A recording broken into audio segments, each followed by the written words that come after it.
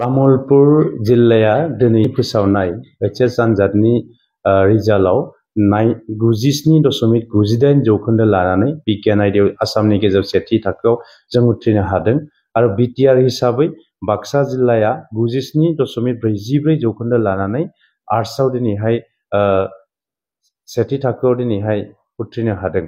दा बियो जोंनि थाखाय गोग्गाथाव बाथ्रा। थांनाय मेट्रिक आनजादावबो जोङो चिराङा आसामनि गेजेराव सेथि पजिशन लानानै आसामनि गेजेराव जों उथ्रिसारनो हादोंमोन।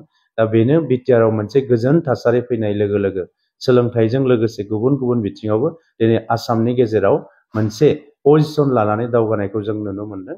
बेनि थाखायनो जोंनि मानगोनां प्रमद बर' बिथांजों लोगोसे गासैबो तामुलपुर आरो बिटिआर ओनसोलनि रायजो राजाफोरनिसिम जोंनिफ्राय गाहाम हामलायनाय आरो साबायखर बावहरनाय थाबाय।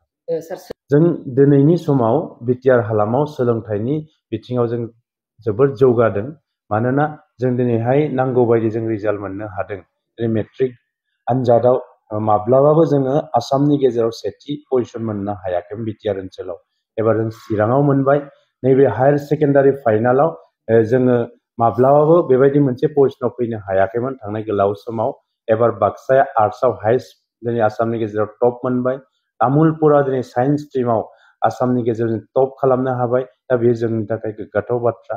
बेजों लोगोसे जोङो दिनै सिभिल सार्भिसावबो जोङो एन्टायार बिटिआरनिफ्राय एबार जोङो 50 स्टुडेन्टस दिनैहाय APSC बायदि मोनसे गोब्राब आनजादाव दिनै उथ्रिसारनानै बिटिआरनि मोनसे जौगानाय गोजोन आरो खौसेथिजों लोगोसे मोनसे गोदान आगानजों थांनायनि मोनसे दिनै फोरमान बेवहाय जों मोनदों।